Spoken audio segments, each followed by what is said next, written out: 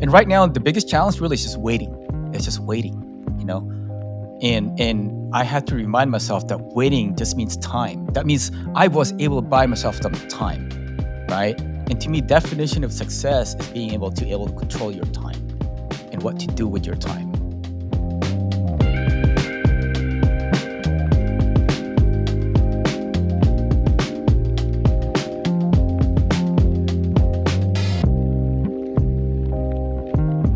Welcome to Quest for Keys, where we highlight key moments in entrepreneurs' lives that unlock doors on their path to success. I'm your host, Hoan, and joining me is the ever-inspiring Alvin Wee, right? And you still can't pronounce my last name right. I have no idea. I have no idea how to pronounce your last name. I don't think you know how to pronounce it. So I don't. Honestly, it's like I've heard everything from we to ui to like just plain or like oi, or oi. I even had people call me Mr. U just because they're so used to seeing YU, Oh, So it's yeah, like yeah.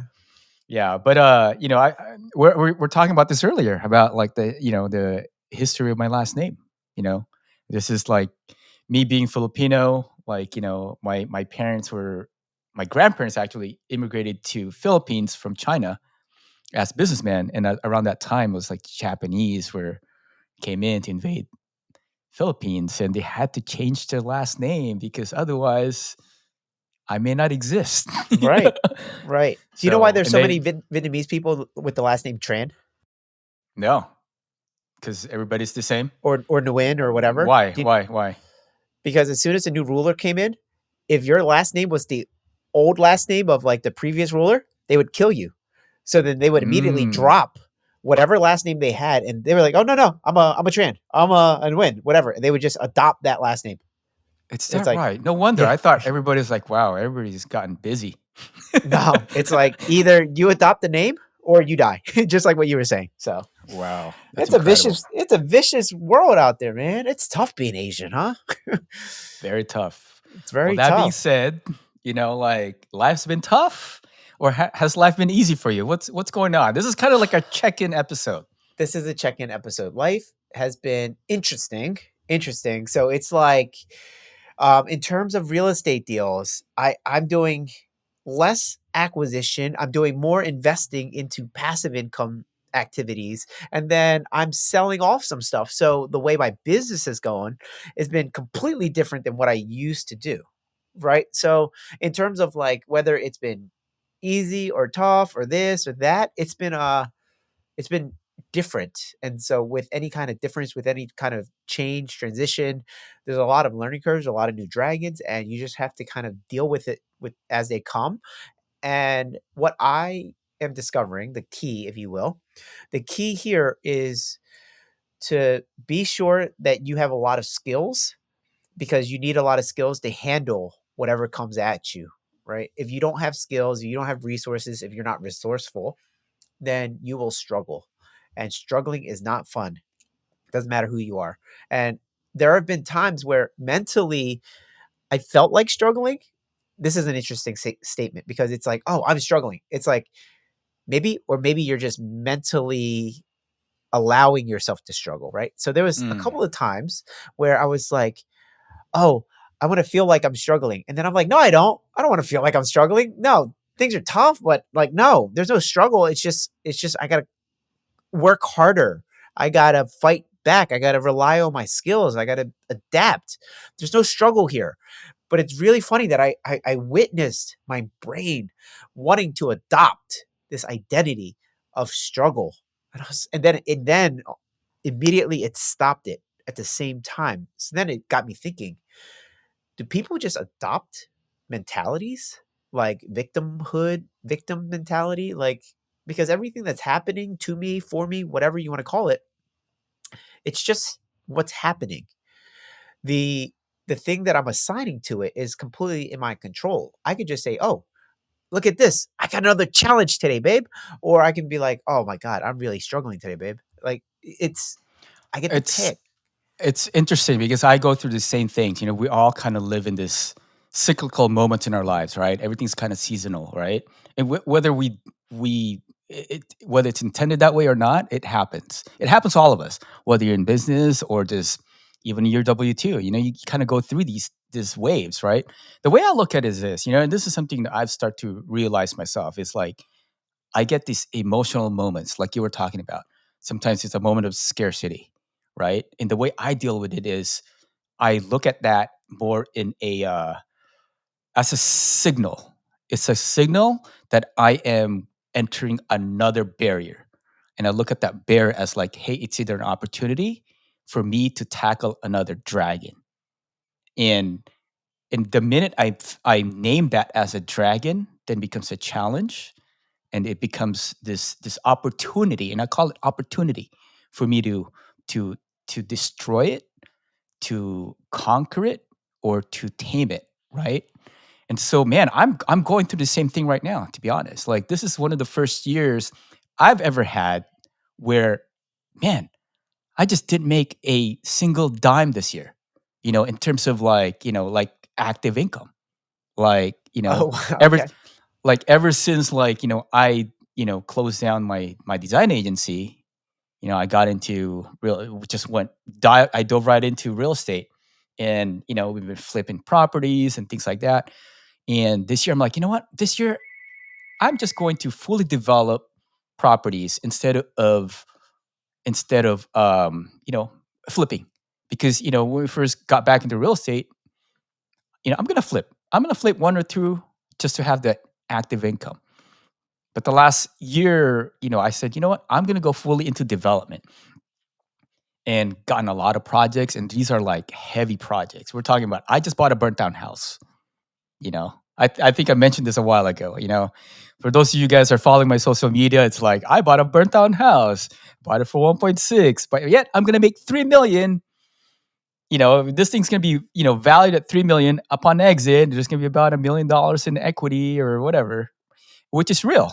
But man, I'm not gonna see that until next year possibly. So it's like I'm battling this scarcity mindset right now too. Of like, man, am I gonna be okay this year? Am I gonna last this year? So it's like it's a mindset game, right? We all kind of go through this thing of mindset.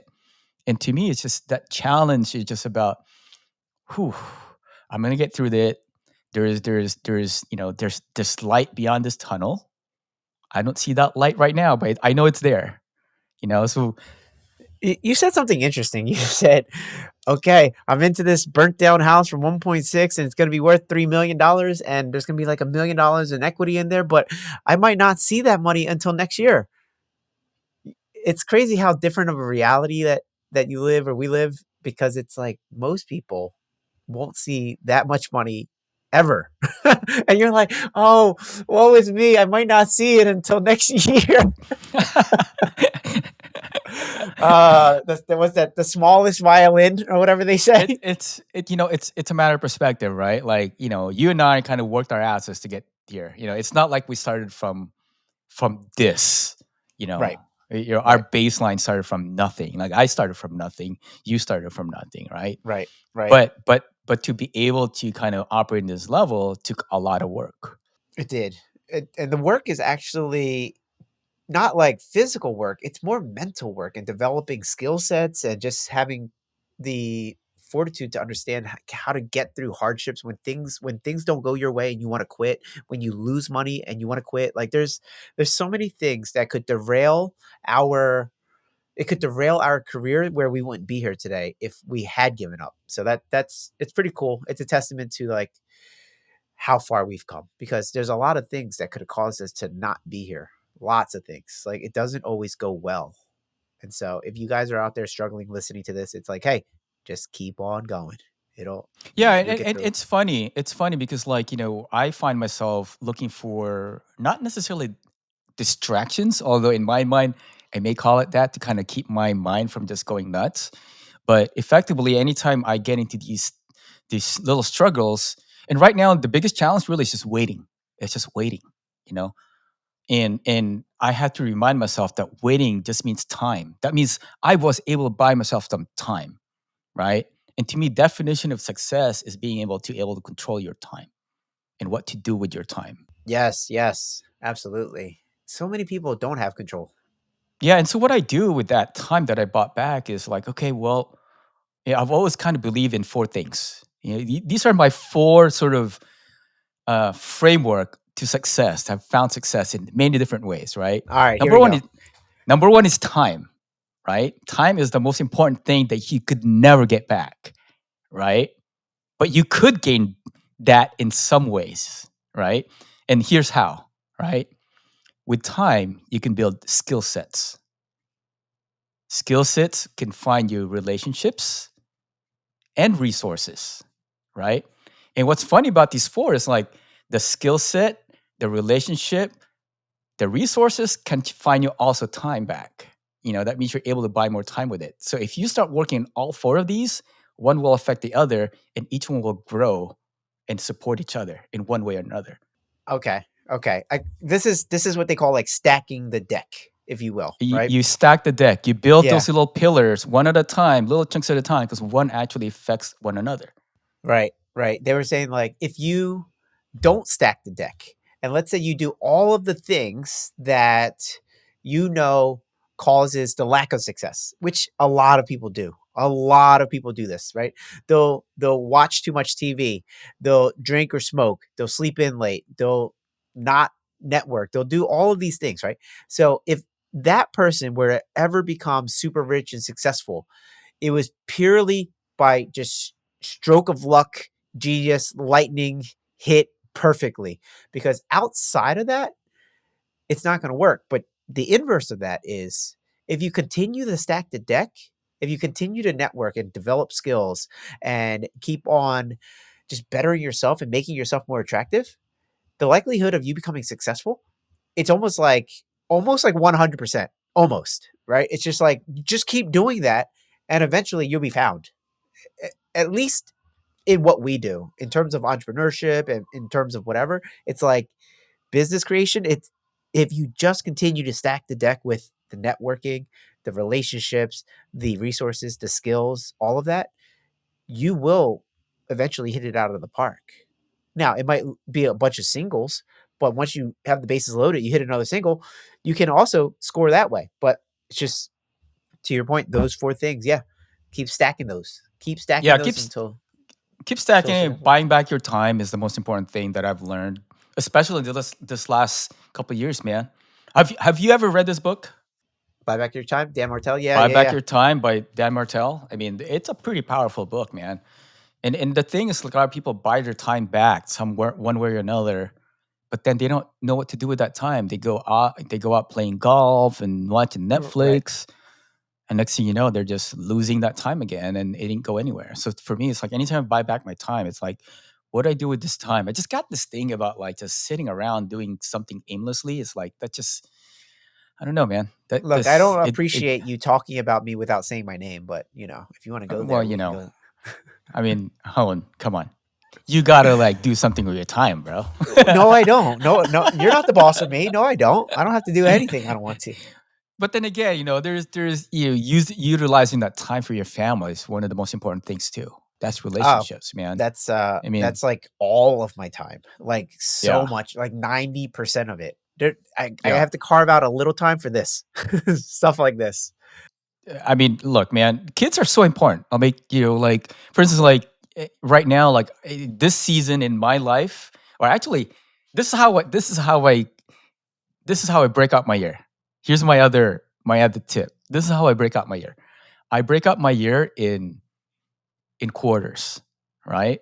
For me, like my first quarter, I'm gonna freaking run hard. Like I'm gonna go extra hard. It's all gonna be business. It's all gonna be like, man, I'm gonna go like 200 miles per hour on just like cracking on business. Because what I want is by fourth quarter, it's all family time. Family time. For me right now, it's all about family time. So first quarter, I go really hard. Second quarter is just adjusting that level of business, and then third quarter is kind of like toning it down. Just basically stabilization per se, and then fourth quarter is just family time.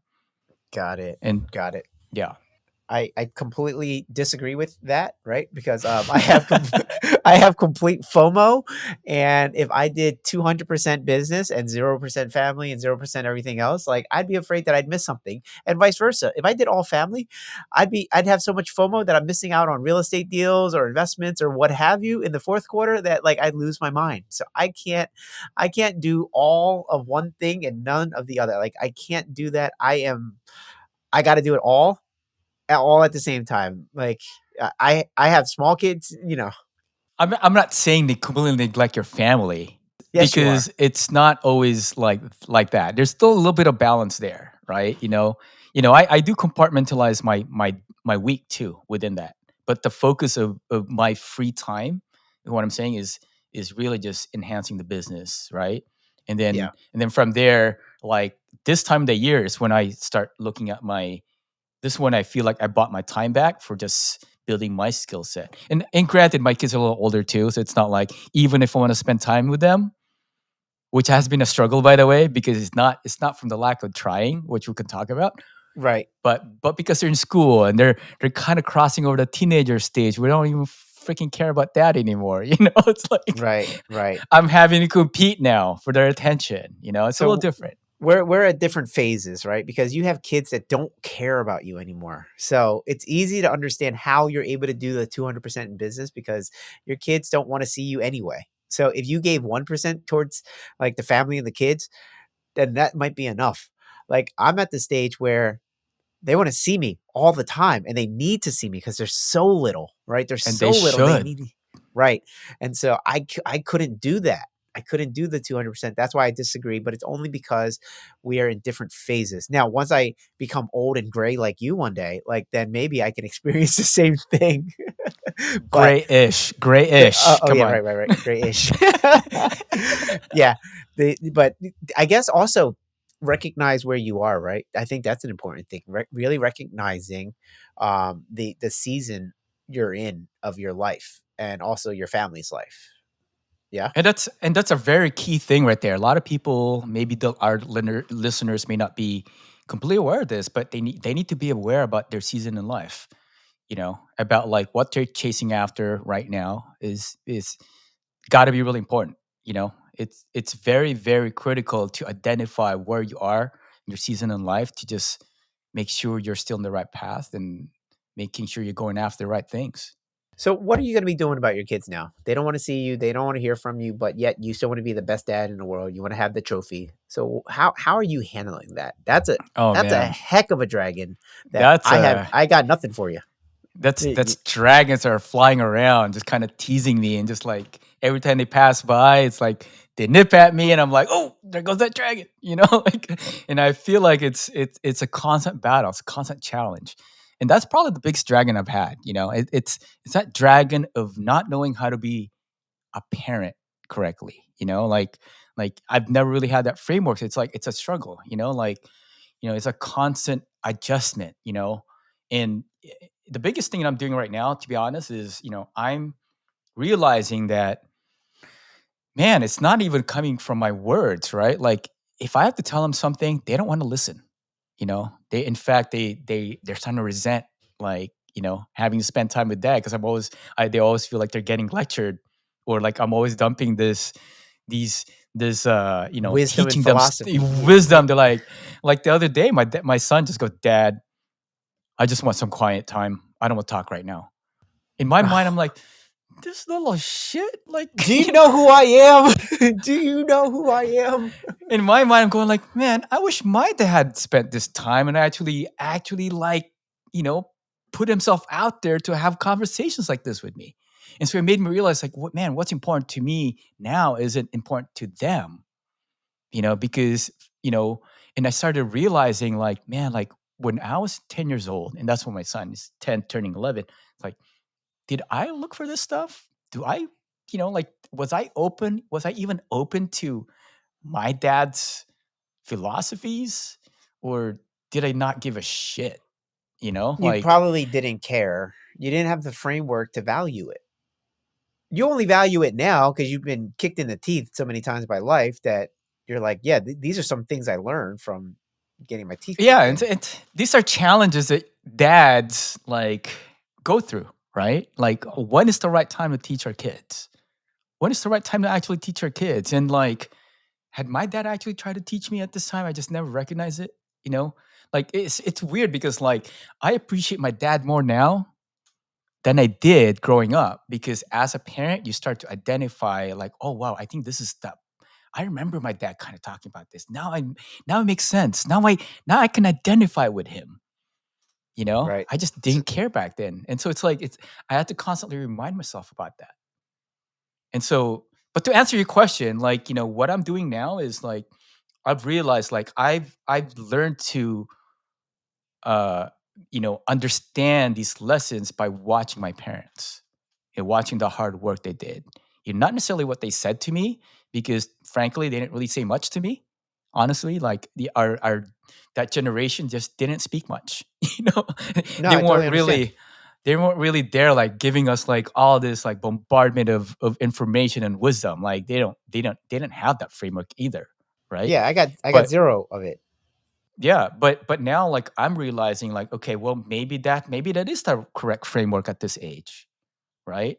Maybe us who are very proactive at trying to teach our kids, maybe they're gonna resent us, or maybe they're just fucking close that door. Like they don't want to listen, man. It's just like, what is this? I don't need this now. Like why are you telling me this? This doesn't matter in my life. So these are challenges. So you're talking to a brick wall right now. So then, Oh yeah. what is it that they do want? What is it that they do care about? What is it that you can relate to them with? Like how do you maybe not talk to the wall? How can you have them come from the other side of the wall onto your side? You see what All I mean? right. Like Very important question, and I love this question, by the way, right? okay, Because now, like us growing up, we had challenges in life, right? One of them is being like potentially you didn't have any money, right? You had to like figure out like, you want stuff and you can't get it because you didn't have the means. And so I want to teach my kids the importance of earning something, right? okay, And I've been teaching them the idea of like, this is your learning years. It could also be your earning years, right? We don't give our kids allowances. I create these, I create an environment for them where they have to figure out how to earn money and earn time. Recently I realized I was competing against my kids with their screen time. Biggest mistake was giving them screen time. It was just convenient for us parents to like, hey, this it's our form of babysitting, which I'm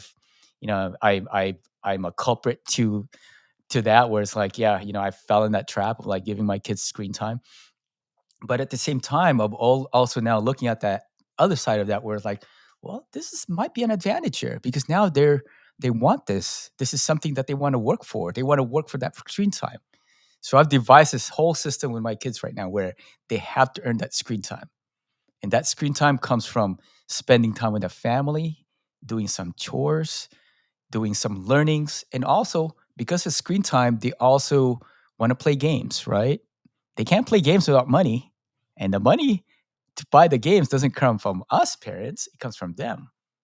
So I make them work for it because now yeah, I had to create these things of wants, because they don't have the same challenges that we had growing up. Like, for me, it's like, shit, I didn't have any toys. I couldn't, my kids, fortunately, or maybe unfortunately, live in a life of abundance and they don't have to go through those same struggles. So I almost have to manufacture all these little, I would say, like challenges, right? I call it synthetic trauma. Yeah. It's a thing, and I'm not just talking about people who are of means. I'm just talking this is in general. Our kids right now have access to everything. They don't have the same kind of hunger and drive that you used to have. And how do you teach that? So you almost have to manufacture this little things just to kind of keep them engaged and build that drive and hunger. And so right Right. now, like one of the things I do is like, I have these meetups, right? And I tell them, hey, you want to earn some screen time? You spend as much time in this meetup, you'll get some of your screen time back. And if you pick up little notes here and there, and I tell them take notes, if you pick up notes and you're able to uh, digest that and basically explain it to me, all those little nuggets, well, what guess what? That's earning time. You actually can get money out from that. So they start earning some money from like going to these events, and now they're looking for like, How's go that ahead. been? How's that been? How's that Has been? that Oh, it's actually been incredible, man. Like, the minute they've run out of funds, they're like, hey, dad, when is your next meetup? And Oh, okay, so oh it's yeah, working. dude, All right. it works. It Dragon works. slayed. It's a hack that I've been using, and like not only that, but like now, like when I bring people to my meetup, I tell them, hey, your kids can come in for free as long as you're taking notes. They can Okay. come in for free.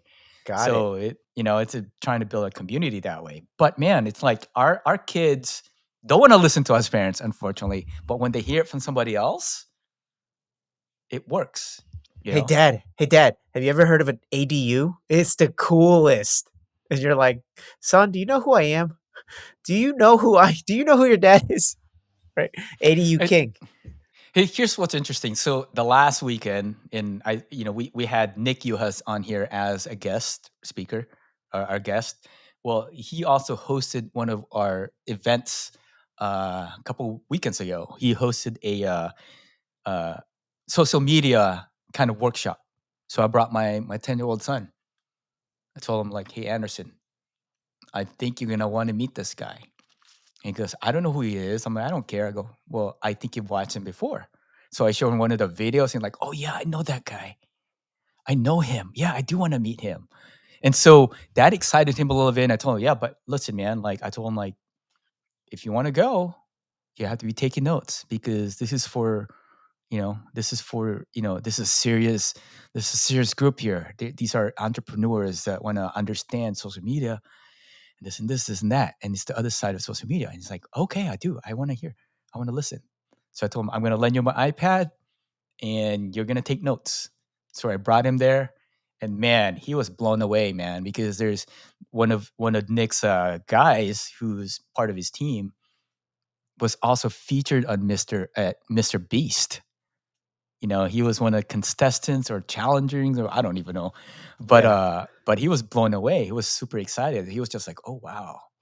And he was captured. He was a captive audience at that point, man. He was just like listening in and all that stuff. And that was a 4 or 5 hour workshop, and he hung in Wow. and he There you learned so go. much. So it's not that kids aren't interested, they're just not interested if not framed correctly. Yeah, and part of that framework is like, does it come from us parents? No, but they do learn by example, and that's the thing, Yeah. right? Yeah. You know, And then also parents might say like, "Oh, 4 hours, 5 hours, there's no way." But no, your kid hung on at 10 years old, sat through a 5-hour workshop because it was something that was interesting. So it's not that it's too long and it's not that our kids are too weak. It's that you just have to find what speaks to them. And I that's mean, that goes for exactly it. adults too. That goes for adults too, you know? I think that goes The for anybody. Yeah. Yeah. Absolutely. So the only reason why like the Tony Robbins event just happened and like these are 12-hour sessions each day. It's like how do you sit through a 12-hour session straight? Like no lunch, no nothing. You just go 12 hours. It's cuz it's interesting enough. Yeah, yeah. Yeah. All right. So, triad of success, Alvin. So we got health, wealth, and relationships. What has kicked your ass, and what have you kicked its ass? Ooh, man, so many things happen. My gosh, I don't even know where to begin with this. It's like Let's talk. Let's go one at a time. Health, wealth, relationship. Let's go health. Anything on the health. health front? Well, I think all through this year, I've been challenged with this backache that I've had. I've, herniated bulging disc, and I've been sort of trying to figure out what to do about.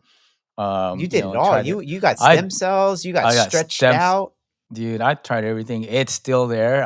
Honestly right now, I don't even know what to do about it. I feel like what else is left, and so that's the one thing. And man, like it's one of those challenges. Like I'm still trying to figure out. And especially now, like I really want to solve this because my son asked me, "Hey, Dad, I got a goal. I need to beat this record in school about running around the school. Oh, well, how many laps is that?" And I said, and he said it's about 80 laps around the school, which is an equivalent to like 3 miles or something like that. And I said, "Oh, we can do that." So we went to the Rose Bowl. We ran, and man, I tell you, that kicked my ass. Three Yeah, miles. I haven't ran in like a year and a half since I got injured, and man, that really kicked my ass. But here's the great part about that experience. Halfway through, my son tells me, "Hey, Dad, I know you're tired. I know we're both tired, but if David Goggins can run with a broken foot, we have no excuse." there it is. And I looked at him like, "Damn, I'm supposed to be teaching you something on this challenge." But he's the one that actually like brought it on, man. I was so like proud and impressed at the same time. Yeah, But he's listening. He's listening to all the stuff and just made me realize, wow, I've been teaching about grit and resistance to challenges, and just being able to like take on challenges and doing hard things on purpose. And right, that's one of the biggest things that biggest takeaway that I want my kids to understand is that, you right, know. But health is one of those things. But it was just a reminder of like, wow, I really need to get my back going, and I gotta fix this because if I need to hang with my 10-year-old son, right. he's gonna get more active, and I'm just gonna, I gotta hang in there. Well, could you ride a bicycle while he's running, or will that not be the same? You know, to me, that's almost cheating, and he probably was like, "Dad, you're cheating." So Yeah, I, what is this whole challenge about mindset if I can't be there? But at the same time, there's also the other side. They're like, "Man, I don't want to do more damage in my back." right, right. So think about it. Like the coach of any successful sports team, they're not running around the track or whatever. They're not. They're just telling their players to do it. Uh, and so you could be on the bicycle and you can have a speaker or you can have one of those megaphones and you can like remind him of stuff as he's running. And look, if you want to make it a little easier on him, you can have a bottle of water that you can squirt at him while you're riding the bike. So there's benefits to you riding the bike because you can provide all of these different things. That's true. So That's true. But he's 10 years old, man. Right now, his absorption rate is based on example, being an have him watch a example. movie. Have him watch a movie where there's a coach doing something very similar of like riding a bike or whatever, right? Have him see somebody else where the coach isn't running the laps with the person. They're just making the person better. That's true. Let me think about that. You might be onto something there, man. Yeah, You might man. be onto something. So, what about you? Let's turn that back. What's your health like right now? Health is so I've been trying to work on that with other GoBundance members and we created a group, a WhatsApp group. And that's where we check in every single day to make sure that we are working out together. And I will say that it does work. And I do feel bad or I do feel almost guilty if I don't work out. Like because Mm, right? You know that you didn't, right? And you know what kind of effort you put in and all that kind of stuff. And so just having these other guys on there who are working out, working hard, posting their results, and then not only are they posting their own results and all that, but they're also saying motivational things like, "Okay, guys, there's one more week until the holidays, and this and that, and like let's really give it all we got for this last week, every single day, push really hard." So they'll do that. They'll post a motivational YouTube video. They'll post music. They'll put all these things, and it's just like that exposure to that environment is really helpful, actually. Like, so I did mm. a run. I did a run today, and I ran further than I usually run. And I was just like, "Hey guys, your posting actually helped me. Like your post, your words, what you said, that actually did help. So I do appreciate it. Thank you. Like I'm telling you guys this because I want to let you guys know it works. Because if you give that appreciation to the person who's doing it, they then want to do it more. You're encouraging good behavior. So that them just them being an inspiration, causes me to want to be inspirational as well. Now, do you think there's a big importance of having that accountability with other people for the health measures, or could you have done this without them? Well, let's could I? Okay. Could I? The answer is absolutely. Did I? Would No. you? So would is like the biggest lie ever. It's like, would I? Of course I would. Did you? Well, no. So that you see, it's like there's what you do and there's what you say you'll do. And those two don't always line up. So could I? Would have I? Like, I don't know. But did I now with this group? Yes. Because how much time before this group that I have, months and months and months, years and years and years, did I have to prove to myself that I'm going to do it? And then after joining the group, what did I do? Right? Just take a look at the results. Just take a look at the actions. And that's, they say actions speak louder than words, right? There it is. Like, sure, I could have. I would have. I would have if I was more motivated. I would have if I was more inspired. I would have if I had more energy, if I had more time, if I had more money, if I were better looking, if I, right? But I didn't. Now I joined the group. And because we say we're going to do this, we joined the group because we say we're going to do this. It happened. So there you go. I said, so what would happen without that group? More of the same. Nothing. Nothing. Nothing. Because inherently human beings want to conserve energy. They don't want to do extra. Right? As a human being, I'm trying to conserve energy because I never know when there's a saber-toothed tiger that's going to kill me. So I would rather sit on the couch versus go out there and run until there's a reassociation, a modern day reassociation, that there's no saber-tooth tiger that you have to run from, and that maybe running will make you feel good. There's endorphins and you'll be more productive and make more money and all that. So you got to do a reassociation. But without that reassociation and without the accountability, what are you left with? The couch. And because Netflix can stream everything that you could possibly want, including YouTube, including Prime, including all of these things, it's like, wow, that couch is very attractive. Very attractive, you know? And if it's not the couch, it's the phone. One or the other. It's screen. Well, wait till your son turns 10, man. You No better screen have the time energy ever. you better have the energy to catch up. I'm telling you, you know. But you're a lot Yeah. younger than I am, so we'll see. Way younger. Way younger. Don't you forget it. Just so much younger. Oh my You're gosh. you're not grayish yet. No, I think I might have one gray hair on my forehead. It's a weird gray hair that pops out of my forehead. And that's all I got.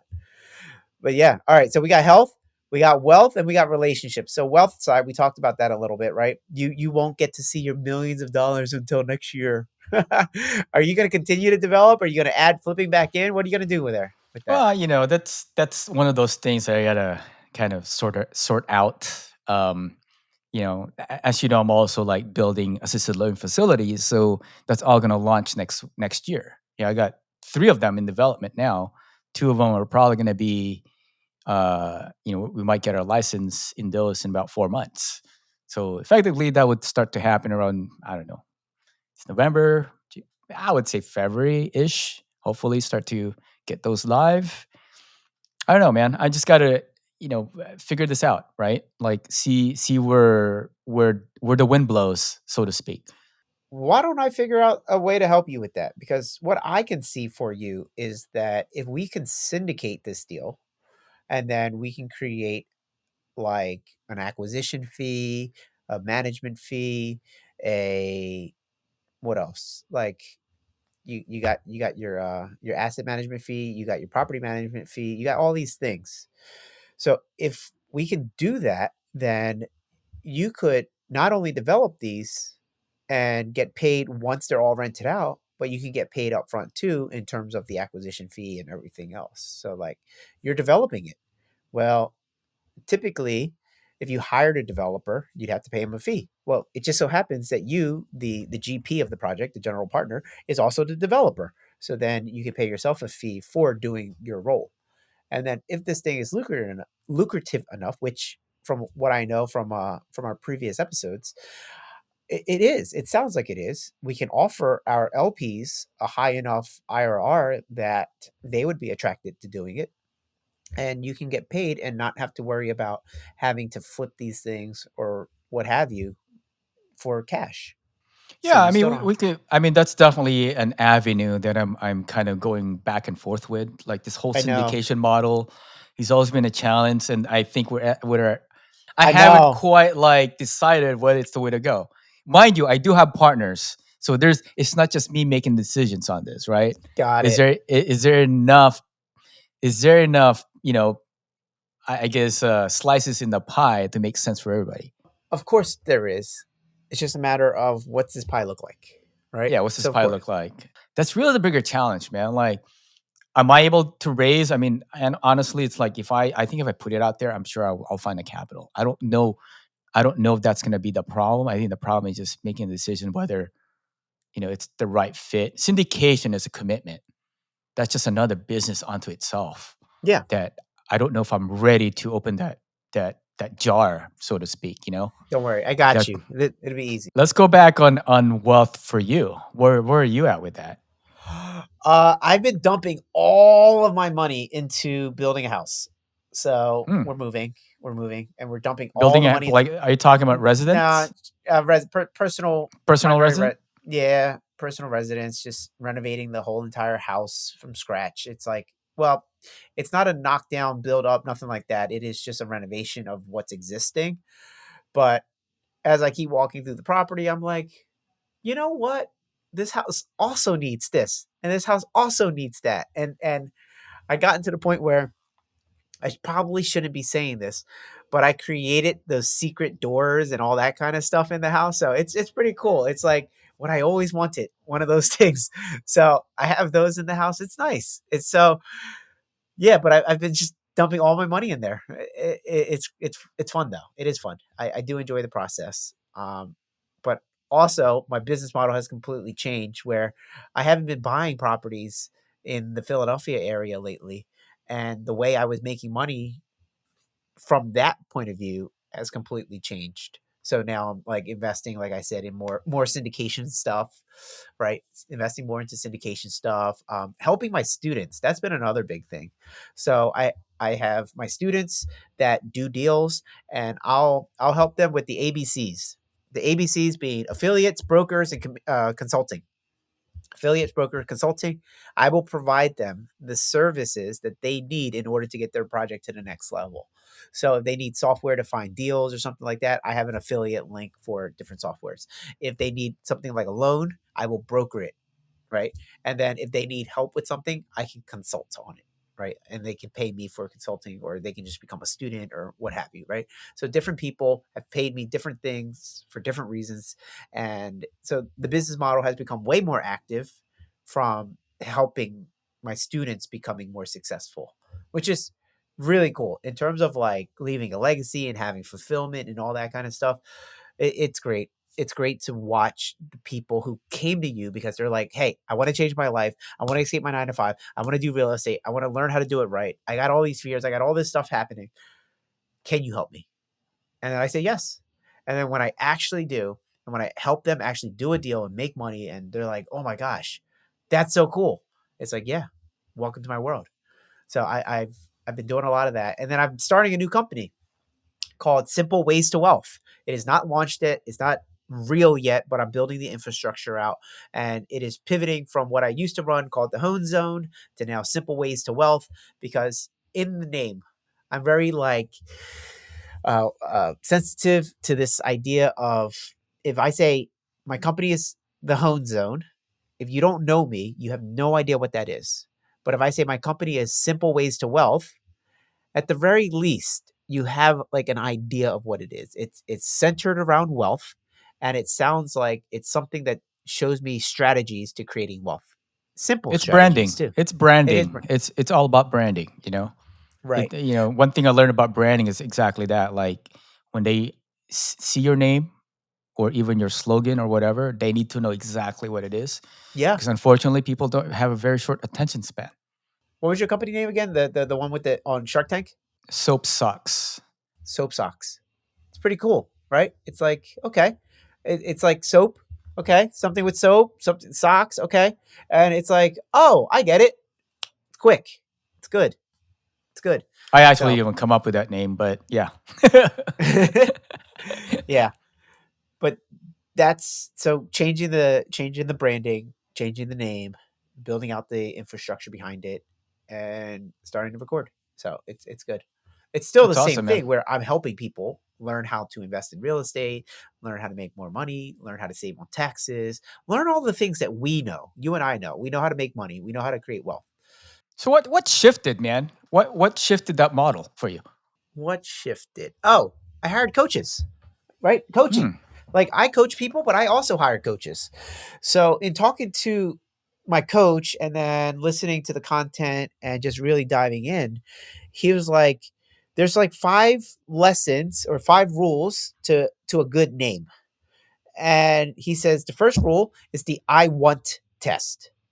And then he goes, if they see your name, do they want that? So like Tim Ferriss, perfect example, 4-hour work week. So fill in the blank. I want a 4-hour work week. Is that true? Then good title, right? I want to think and grow rich. Good, right? You see how it's like that. So just to follow that first rule, I want hone zone, Yeah. But but right? but let's back up even more because you said you stopped buying and you stopped investing in buying prop. Yeah. That part. Yeah. Uh, so there's this conflict that I'm having where I'm really great at buying these single family homes in Philadelphia. Single families, smaller multifamilies, whatever. I can do it in my sleep. And I've been very successful at it. The thing is, I have an engineering background. I have my bachelor's and my master's, and I've been through all this training, and I help really big developers, investors with a lot of very complex things like syndications and what have you, right? And I'm working on the syndication models with all of these spreadsheets, and then I'm helping other people analyze deals like warehouses and all that, right? And I'm helping everybody do that. And yet here I am still buying these like dinky houses, which if you think about it, who else is buying the dinky houses? Everyone, right? So that means I am competing in a pool full of everyone and anyone. And I was like, this doesn't align with who I want to be and where I want to go in my life, right? I don't want to be this guy who just plays in this small kiddie pool all of the time just because I'm great. It's like, why don't you fit in the seats in first grade anymore? How come you don't fit in that desk anymore? Because you weren't meant to be there long term. Right? You were meant to grow. You were meant to go to second grade, third grade where the desks are bigger, right? You were meant to go to college or high school or whatever have you. It's a metaphor. So I know you See, didn't go to college. So I'm actually going the opposite direction. This is find that very very interesting because yeah, of course you're opposite. yeah, I'm opposite, and this is what makes this show great, right? Because I come from a different perspective on that. Like you said that like, hey, it's a this pool, everybody's competing with me with this single family, right? But then you got all these other people competing on an even smaller pool with like, with a multifamily, it's very niche, right? And you got these big key players that are like that are even much more, uh, you know, uh, hard to compete against because they're bigger buyers. They have the experience, they have the capacity, they have all that. So I actually started going the opposite now. Like I'm gonna concentrate on a single family because that's what I really truly understand. But I'm gonna think a little bit differently beyond what people are doing with single family. It might be too early for me to say this, but I think I'm gonna write a book one day, and I'm gonna call it Swiss Army House. Ooh, I'm gonna buy the domain now so that you have to No, buy it for me you're, later. you're too late. I kind of bought it already. In fact, it's even copywritten now. I actually copyrighted it. Oh, we're gonna have to talk about that. Yeah, Yeah. So my concept, and this is like, look, I'm putting it out there because now this copyright, you know, I own yeah, this concept now. yeah. But it's really about taking single family. A lot of people are thinking about single family as one thing. Like, Like it's an investment. Maybe some people think about it as investment or residence, right? And they're saying, oh, it's small, you can't really do much to it, right? It's not as cash flow as multifamily or whatnot or whatever else. But they're wrong, you know. As you know, I'm operating in Los Angeles. I have to think creatively. I have to think outside of the box.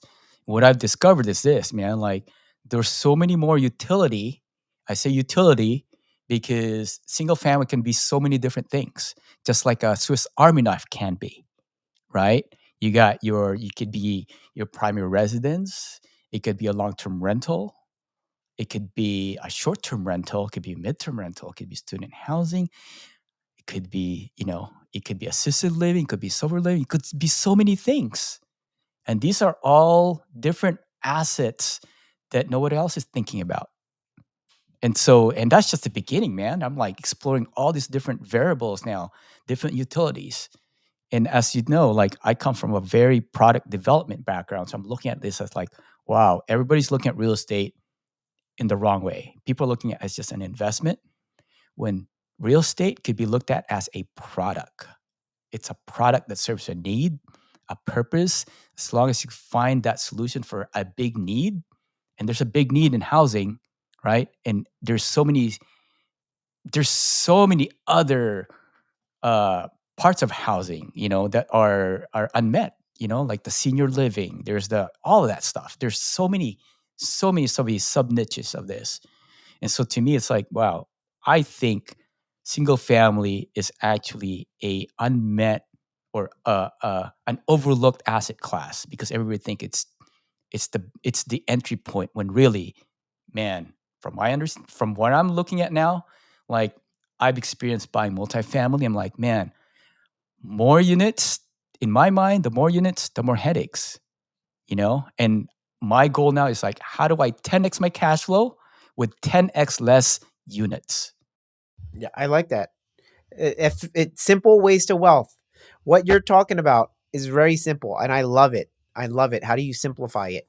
So, what I've been doing is making the money to then parlay it into these bigger investments, but where I'm not currently doing the work. So you're saying like more units, more headaches, unless you don't have any of the headaches because you're a passive investor. So that's one way of I'm looking at it, right? That's one way. Now, I could take a look at my portfolio, maybe even look at it with you and say like, all right, Alvin, what would you do with this? And then you might say, oh, do this and that and this and that and this and that. And so it's like, okay, maybe I'll do that. Maybe I'll try it. I think there's an opportunity to, and I'm not saying like, all those other asset classes are not the way to go.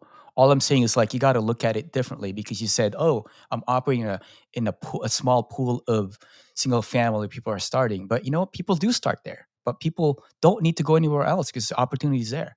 It's just they just need to think differently. Right. That's my point.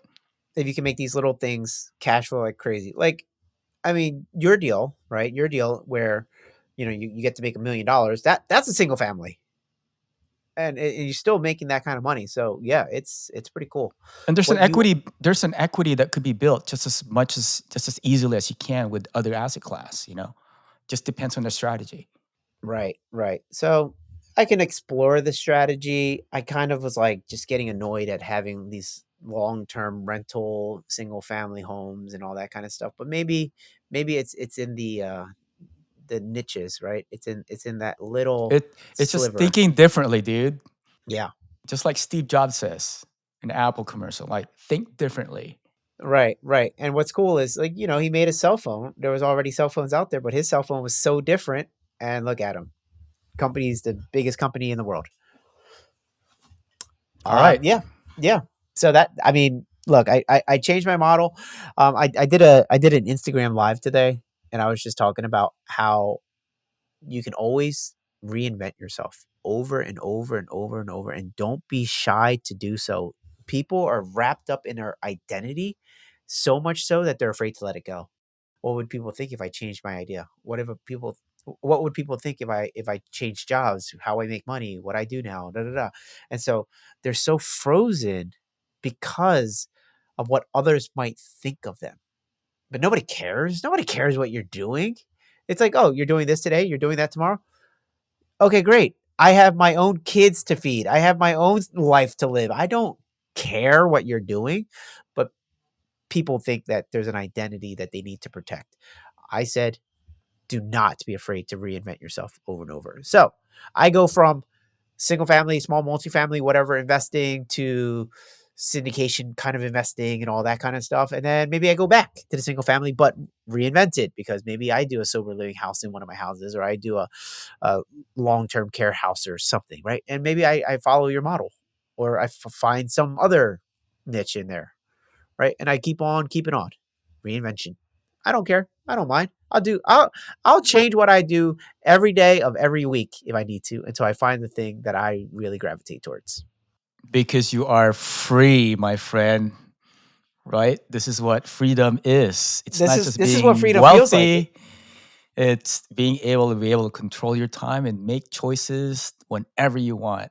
And it's Yes. just yeah, it's just awareness, right? Like you're aware that you can actually do that. Most people aren't aware that they can make these changes because they think they're stuck, like you said, you Yeah, know? it's weird though. It's so weird that people aren't aware that they can do that. That's so strange because we take it for granted, I guess. But still, when you said it, I was just like, wow, is that really how people feel? Is that how people feel? That they're like stuck? That they can't? They're not even aware they're stuck. That's the problem. Oh, how do you keep a prisoner in jail? Don't let him know he's in jail, right? Then there's no he never wants to break out of the cell because he doesn't realize it's a cell. Because what happens when they're aware? Now they see options, they're like, "Whoa," if they and then just have to let them remind them, "Hey, those options are actually attainable." All right, And then right. what? And that But then they I have to that be I responsible for it. yeah, but that then but they have choices now. Yeah. When they didn't think they did. That's the thing. Awareness opens options. Options give you choices. Choices comes down to you now making a decision. Right, but then after you make that decision, you have the responsibility of actually executing on it, and it might be too much work for people, and so that's why they don't do it, because they know that if they go, "Okay, I wanna be a real estate investor." "Okay, Hone, what's it take to be a real estate investor?" "Oh, I gotta find the money, I gotta find the property, I gotta network with contractors, I gotta do this, I gotta" it's like, "Never mind. I'm just gonna be my 9 to 5 employee again." Right? Yeah, but that to me, those are excuses. Yeah, hey, I mean, look, I fight the good fight, and I try to convert as many people as I can. It is just such a small population of people that actually do what it is that we do, who are willing to go out there and control their life. It's such a small possibility, and it's crazy. Sadly, that's why it's called the 1%. Yep, yep. It's not a special club that has a gatekeeper. It's not. You are your own gatekeeper. It's like, hey, welcome. Come on, the water's warm, and then they're like, nah. Yeah. All right. So health, wealth, relationships. All right. So relationships. What's new in your relationships? What Ooh, have you learned? What are you dealing with? What are struggles? What are all the things? I told you, like relationship wise, my main focus right now is my kids and my wife. I talked about my kids a little bit earlier. Thing with my wife right now is it's been challenging couple weeks. Yeah. My wife's mom just passed away, and Oh. so she had a heart attack. It's kind of a crazy story, to be honest. But she's dealing with that right now, and it's affecting the family a little bit just because it's so close to home. Literally, like she's one of the ones that lived with us. My So I'm taking care of my mom who's got Alzheimer's. We're also taking care of my wife's mom, and she's kind of been in and out of the hospital. And that's one of the reasons why I want to start a assisted living facility for elderly in the first place, because I had two already. Anyways, so the challenge now is like, my wife's kind of it's still fresh, right? So we used to go on date nights every week, which had helped our relationship. But now there's a little bit distance right now, just because I'm giving her space to kind of just like more per se. And so it's putting on a bit of I want to say strain, but I'm feeling like a little disconnect with my wife, a little bit, because intentionally I want to give her that space to mourn. And I know, like I asked her, like, hey, do you want to talk? She said, no, just leave me alone for now, which I fully respect. But yeah, outside of that, man, like, to me, relationships is very, very important. Relationship opens communication, and that's one thing that I'm very very keen on, is just make sure we have relationship through communication. But yeah, outside of that, like, my building relationships with friends and other people in my life, like, who are I respect, like someone like you, and, like, other friends that I've met through the business realm. Like, they're all these guys are very supportive. So consistently I try to build friendship, and that's been like a powerful tool, as you know, that I've kind of been working on. My four pillars I mentioned earlier, relationship is one of those things. So I'm a big advocate of making sure you're constantly building new relationships. What about you? or fostering current relationships. That too. So Yeah, of course. yeah. So like I just went to this place called the Please Touch Museum here in Philadelphia. It's like for very little kids, and it's just like, you know how museums you're not allowed to touch stuff. Here it's like a whole place that they can climb on and touch everything and knock things over and all that kind of stuff. It's a giant place. Call it Please Touch Museum, and I went there with a friend of mine who actually recently just joined GoBundance. I introduced him to GoBundance, and he and I actually got close because when my wife and I toured a hospital that we are going to give birth, or what she was going to give birth to, he happened to be at the hospital with his wife. And like we had known each other because we're both in the Philadelphia area and we're both in real estate. So we like knew of each other, but we weren't close. But then it was like, "Oh, you're here too. What are you doing here?" Right? It's like, "Oh, my wife's pregnant, your wife's pregnant." That kind of thing, right? And then they give birth around the same time, 5 days apart.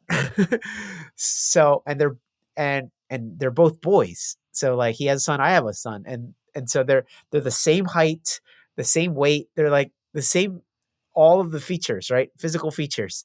And so we're like, "Oh, this is so cool. They should, like, hang out more. They should have play dates." So we went to the Please Touch Museum yesterday together just to foster that relationship. So it's cool, throw the kids together, and then we 4 of us, our wives and us, we get to talk, hang out, and just foster that relationship. And then I'm into cycling, like bike riding. But then I bought this like very silly little small e-bike. So it's a bike with the battery and the motor and all, and it's a small one that like folds up. It looks kind of goofy, but it was so cheap. It was so cheap on Amazon, and I sent it to a friend of mine who I was like, "If I send this to him, he's gonna buy it too." So I sent it to him. He bought one, I bought one, and it's just kind of like now we can connect even deeper because of this stupid little toy. But you gotta find things to connect with people on, because if you don't work on it, if you don't have these things, the like commonalities, then I don't think friendships last too long, or they become superficial when there's nothing that connects you guys. So like some friends that have like completely evaporated are friends from the past that maybe we used to go to the club and drink together. I no longer go to the club or drink. Like, and so you can see how like the friendship that was based on that doesn't exist. But then new friendships can develop, like friends where they have kids that are the same age, that are going through the same things, like waking up at 2 a.m. and 4 a.m. and 6 a.m. or whatever, right? Like the same struggles. We're in the same foxhole together because we're dealing with like these interrupted sleep patterns. So it's just like having these commonalities with people, it just makes you feel good because you don't feel alone. You feel like, ah, other people are also going through these things and you can connect. It just gives you a place to connect. That's why GoBundance is super powerful, because not only is it a place where we all get together because we all meet a certain financial criteria, but we all connect because a lot of us have gone through the same struggle, right? Same struggles of building a business, same struggles of what it's like to build a business while trying to maintain a family, right? Um, the same struggles of like, how do you have friends who aren't in your business and you want to celebrate your win, but you don't want to sound like you're bragging, right? And so all the GoBundance guys, they understand what that's like because they all deal with it. So now we're all connecting on this common thing. It's so I think it's so important to to find that thing that you can be in common, you can have in common with somebody, and then really put forth effort to foster that thing. Because if you don't, that relationship just stays superficial or eventually evaporates. So that's what I've been up to. Yeah, that's incredible, man. I think you said it. You said it really well. That it's definitely something that we all need to foster. We need to surround ourselves with those that would influence us in the betterment of our lives and each other. And man, gosh, unfortunately, we got to wrap this episode up, man. We're hitting the one hour mark, where we already Oh kind of wow, gone beyond. wow. All So, right. Well, yeah. How do we wrap this up? What would you like to leave the audience with? well, I think these check-ins are really important, to be honest, because it's really important for us to actually be aware of everything that we're doing, whether that's health, wealth, and relationships. It's nice to have that little bit of accountability and check in. And really, this is me and you almost forcing each other to check in, right? But at the same time, it's also our accountability in a sense. It's our session to just kind of like be there and give a framework to our audience that, hey, you can do this too. Yeah. We can be the check-in that other people don't have. Some people don't have friends in the entrepreneurial space. They can't connect with other people. Well, guess what? You guys get to connect with us here on this pod. You guys are in our pod now. There So you go. if you're listening, you're not alone. We're there. We've been through it. And if you're trying to get bigger, better, and do more, great. That's what we want to. And in So fact, we'll just take it a little further. When you guys watch this episode, why don't you check in with us? Comment on whatever platform this is below. There you all go. right. Check in. Let us Yeah. know what's going on with you, and we get to kind of see what's up, and hopefully we connect. There you go. Yeah, then that's good. That's good. Find yeah.